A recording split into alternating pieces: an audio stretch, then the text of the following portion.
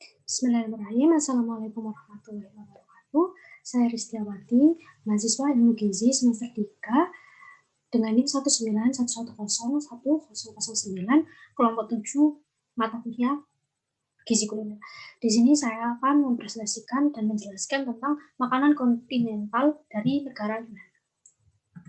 Sebelum membahas tentang makanan atau resep yang dipilih, saya akan sedikit menjelaskan tentang secara singkat gambaran tentang negara Yunani. Yang pertama yakni geografi. Seperti yang diketahui, Yunani merupakan sebuah peradaban tertua yang berada di Eropa. Wilayah Yunani juga merupakan wilayah maritim, yang artinya wilayah tersebut dikelilingi oleh laut, kecuali pada sebelah utara yang berbatasan dengan Yugoslavia, Bulgaria, dan Turki. Sedangkan pada di bagian barat batasan dengan Laut Ionia, bagian selatan dengan Laut Tengah, dan bagian timur dengan Laut Aegea.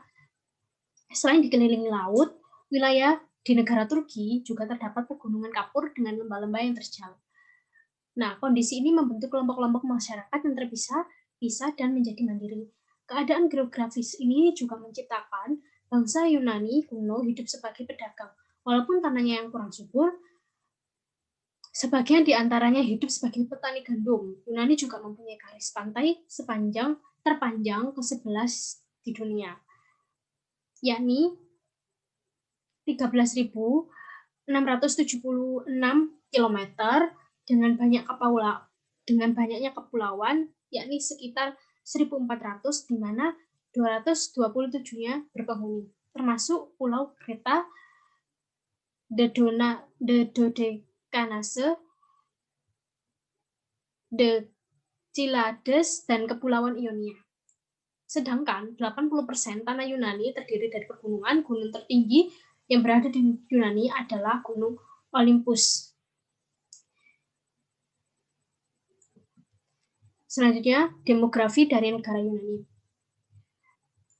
Nah, bangsa asli yang mendiami wilayah Yunani sendiri adalah bangsa Akaia, yang beberapa lama kemudian berdatangan secara bergelombang bangsa-bangsa dari wilayah lain seperti Aegean, Ailio, Ionia, dan Doria. Sebelum kedatangannya bangsa asing itu sendiri, Akaia telah memiliki peradaban yang maju, diantaranya dikenal dengan nama peradaban Minos dan Mykenai.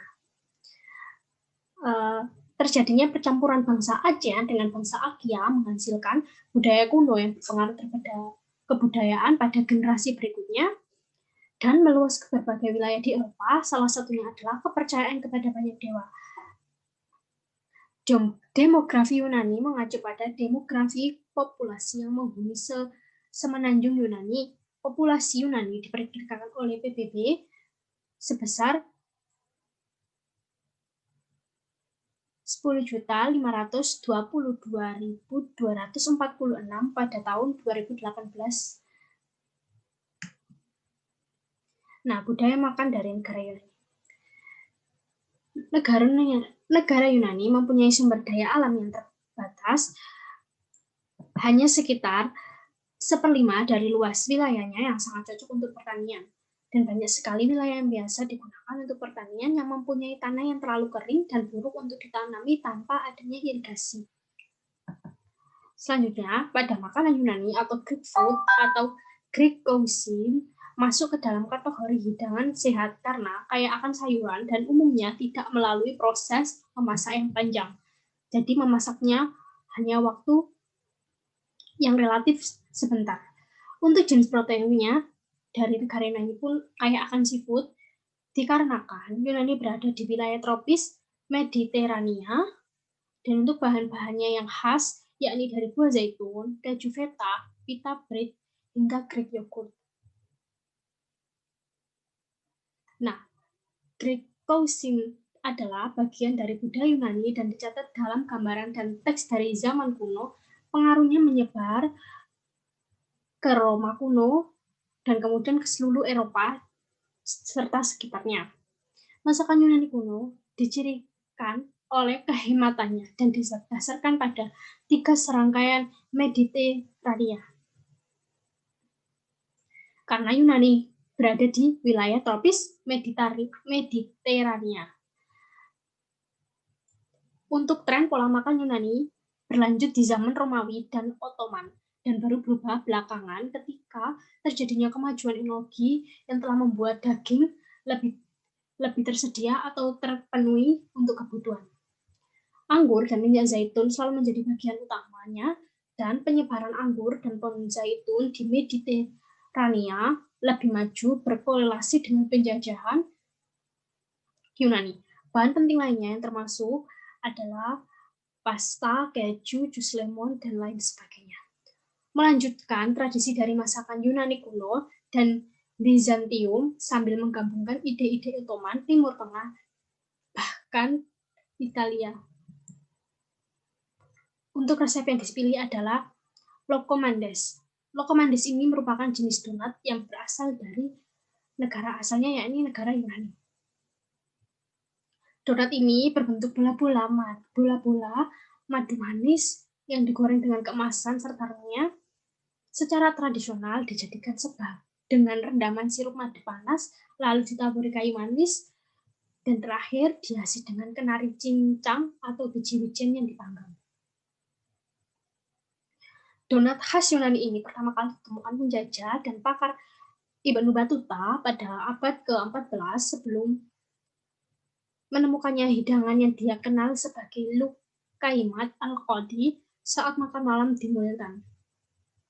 Selama perjalanannya di India abad pertengahan, di mana tuan rumahnya menyebut Al-Hasini, dulu makanan ini dimasak oleh koki istana di Kekaisaran Ottoman selama berabad-abad dan dipengaruhi oleh masakan negara lain dari negara-negara bekas Kekaisaran Ottoman di Balkan, Timur Tengah, dan Kaukasus. Kemudian resep dari Locomandes. Bahan-bahan yang dibutuhkan untuk membuat donat khas Yunani ini, yang pertama 10 gram ragi, 100 ml air hangat. Air hangat ini digunakan untuk melarutkan ragi tersebut, karena jika menggunakan air biasa, ragi tidak akan mencair. Selanjutnya 600 gram tepung terigu serbaguna, 10 gram garam, 450 gram gula, 250 ml madu, 20 gram bubuk kayu manis untuk taburan, dan yang terakhir 250 minyak goreng untuk menggoreng donat khas Yunani. Selanjutnya cara pembuatannya. Yang pertama, larutkan ragi dalam air dan dibiarkan selama 10 atau 15 menit. Jika ragi sudah berbusa di bagian atas airnya, berarti ragi sudah mulai aktif dan siap untuk dipakai. Kemudian, campurkan rata tepung dan garam dalam mangkuk adonan, buat lubang di tepung dan tuangkan campuran raginya. Jadi, tepungnya dibuat lubang di tengah-tengahnya untuk menuangkan campuran ragi tersebut. Kemudian, campurkan tepung dan campuran ragi sambil ditambahkan air hangat perlahan-lahan sampai terbentuk adonan yang lembut dan lengket. Setelah terbentuknya adonan yang lembut dan lengket, tutup adonan dengan lap bersih dan lembab dan biarkan adonan mengembang 2 kali lipat dari bentuk yang aslinya. Sementara menunggu adonan donat mengembang, didihkan gula, madu, dan air dan direbus selama 6 menit, kemudian angkat dan biarkan hangat. Selanjutnya, panaskan minyak dalam wajan. Gunakan sendok makan takar untuk membentuk bola adonan. Kemudian, masukkan adonan ke dalam minyak yang panas. Jadi donatnya dibentuk bulat-bulat tanpa adanya lubang di tengahnya, karena resep ini membuat adonan donat khas dari negara Yunani. Saat adonan mulai mengapung dan sudah berwarna keemasan dan mengembang, angkat kemudian tiriskan. Setelah ditiriskan, hiasi donat Locomandes dengan madu dan tambahkan bubuk kayu manis untuk taburannya.